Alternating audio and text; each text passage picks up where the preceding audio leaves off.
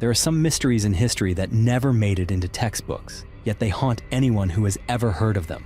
Like the thunder of anti-aircraft fire echoing through the night skies over Los Angeles, aimed at an enemy no one ever saw.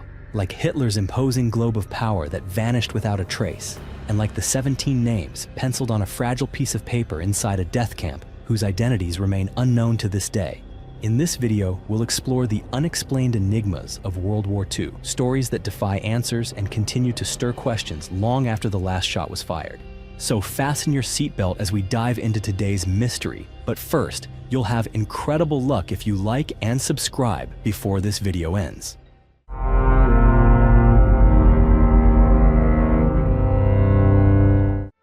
Hitler's globe, a symbol of power and ambition.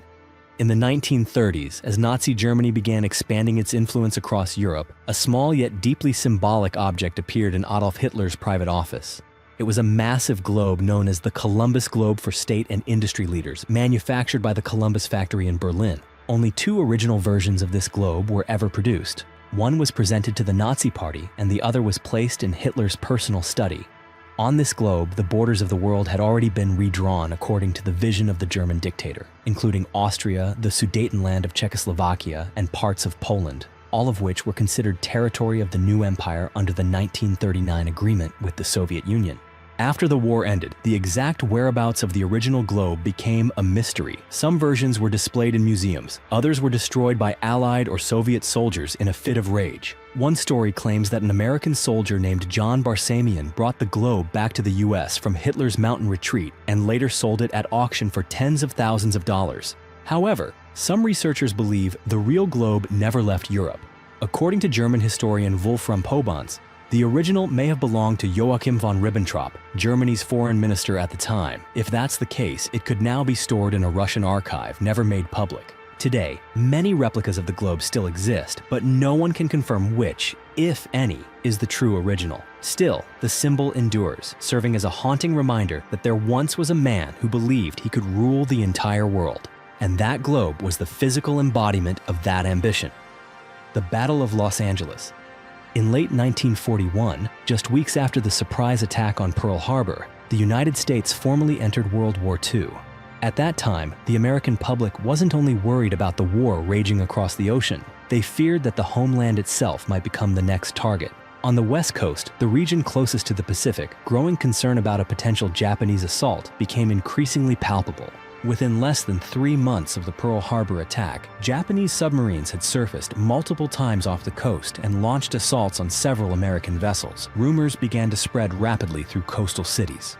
Local authorities issued blackout orders at night to avoid detection by enemy forces.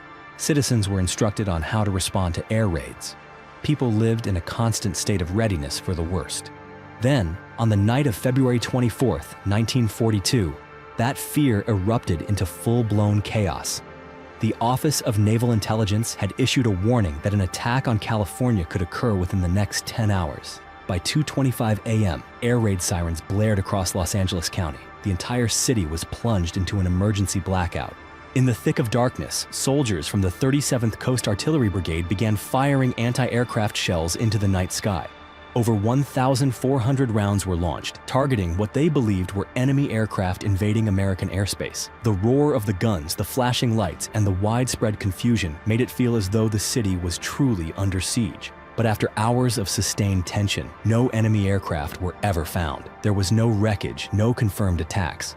The following morning, Secretary of the Navy Frank Knox announced that it had all been a false alarm. Some experts suggested the panic may have been triggered by weather balloons, misidentified amid poor visibility and extreme psychological stress. However, despite the absence of any real enemy, the incident had real and deadly consequences. 6 people lost their lives, 3 due to heart attacks, and 3 others in traffic accidents that occurred amid the chaos. To this day, many still recall this event as one of the clearest examples of how fear can overpower logic. Who betrayed Anne Frank? In the darkness of World War II, amid the relentless Nazi persecution and the constant fear haunting Jewish families across Europe, a 13-year-old girl named Anne Frank began recording her thoughts in a diary while hiding with her family in Amsterdam, the Netherlands. Like thousands of other Jews, the Frank family was forced into hiding after Nazi Germany occupied the country. They concealed themselves behind a secret wall in the building where Otto Frank, Anne's father, had once worked. For 2 years, they lived in silence, and during that time, Anne documented everything: her fear, her dreams, her beliefs, and even her hopes. But on the morning of August 4th, 1944, everything came to an abrupt end. A German police unit led by Officer Karl Silberbauer raided their hiding place. Everyone was arrested and later deported to concentration camps. Anne Frank never left the camp. She died at Bergen-Belsen in early 1945, just weeks before the war ended. Of the 8 people arrested together, only Otto Frank survived. After the war, Otto edited and published his daughter's diary under the title, The Diary of a Young Girl. The book became one of the most influential works of the 20th century, turning Anne Frank into a global symbol of genocide and stolen childhood. And yet, to this day, one haunting question remains unanswered: who betrayed them? Over the decades, countless theories have been proposed. Some have suspected a curious neighbor, a disgruntled former employee, or someone inside the building who informed the Gestapo in exchange for a reward or food ration stamps. The speculation is vast, but hard evidence is non-existent. In 2016, an independent team of investigators, including former FBI agents and historians, launched a new inquiry. They didn't just re-examine old records, they used modern technology to look for connections that had never been uncovered before. One theory that emerged was that the arrest may not have come from personal betrayal, but rather as a consequence of a crackdown on an underground group illegally distributing food ration coupons, leading unintentionally to the discovery of the Franks' hiding place. In 2018, a controversial book proposed another theory, that a Jewish woman who had once cooperated with the Nazis had been the informant, though she too was later arrested and convicted after the war. Still, no official conclusion has ever been reached. Every piece of evidence remains speculative. The people involved are either long deceased or left no clear record behind. And so, the story of Anne Frank remains not only a reminder of the pain of war, but also a symbol of those historical mysteries that may never receive a definitive answer. Flight 19 vanished in the Bermuda Triangle. On the afternoon of December 5, 1945, just months after the end of World War II, a squadron of 5 U.S. Navy TBM Avenger torpedo bombers took off from the Fort Lauderdale Naval Air Station in Florida. Their mission was simple: a routine training flight over the Atlantic, following a triangular route before returning to base. But what no one could have predicted was that they would never come back. Just hours after departure, radio transmissions from the flight crew began to grow erratic and confusing. Lieutenant Charles Taylor, who was leading the group, reported that the navigational instruments were malfunctioning. They had lost their sense of direction and believed they might have drifted off course beyond the designated training area. Despite the ground control station's efforts to guide them back, the signals continued to weaken until they disappeared altogether. Immediately, the U.S. Navy dispatched a seaplane carrying 13 crew members to search for Flight 19. But in a stunning twist, the rescue aircraft itself vanished shortly after takeoff. In total, 6 aircraft and 27 men disappeared under mysterious circumstances, without a single trace of wreckage or distress signal. All search efforts over the following weeks turned up nothing. The disappearance quickly became one of the greatest aviation mysteries in American history, and as the 1960s and 1970s ushered in a growing public fascination with the paranormal, the story of Flight 19 resurfaced with renewed intensity. Numerous strange theories began to emerge. Some believed the squadron had been pulled into another dimension, while others claimed they had been abducted by extraterrestrials in what became known as the Bermuda Triangle, an infamous swath of ocean long associated with unexplained disappearances.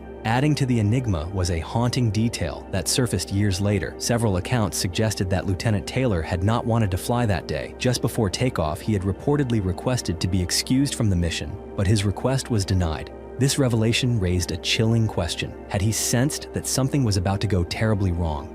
Although many theories have been proposed over the years, no one has ever been able to determine what truly happened to Flight 19. No bodies were ever recovered. No wreckage was ever found. And in the minds of many Americans, especially those who lived through the war, Flight 19 represents more than just a disappearance. It stands as a symbol of something far greater, a place where science has yet to offer a definitive answer. The British soldier list at Auschwitz.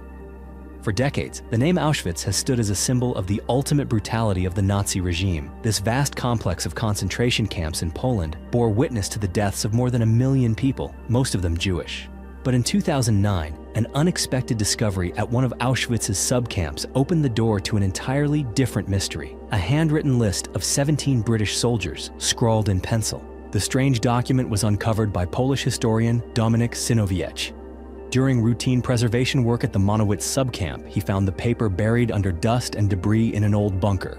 The writing was in all capital letters, difficult to read, but unmistakably listed the names of 17 English-speaking soldiers.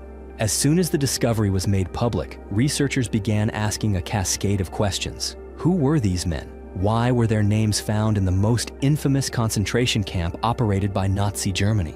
Some speculated that they were Jewish British prisoners of war who had been captured during European military campaigns and transferred to Auschwitz. Others theorized that these may have been British soldiers who had defected and later volunteered to serve in the Nazi military. Both explanations were worth considering, but neither had sufficient evidence to be confirmed. What made the mystery even more perplexing were the strange markings beside some of the names. A few entries were marked with symbols, but no one knew what those symbols meant. Did they indicate who was still alive, who had died, or perhaps a mission they were once involved in? Following the announcement of the discovery, Polish authorities reached out to the British Army archives in hopes of cross-referencing the names with official records to establish the soldiers' identities. However, as of 2010, no significant progress had been made. That fragile piece of paper raised more than just questions about the identities of 17 individuals. It challenged our understanding of wartime allegiances, human choices in the face of unimaginable conflict, and the many secrets that history has yet to fully unveil. History is not written solely by victories or defeats, but also by the mysteries that were never solved. If today's story sparked your curiosity or left you pondering, make sure to subscribe and turn on notifications so you won't miss any of our future journeys into the unknown. Thank you for watching, and we'll see you in the next video.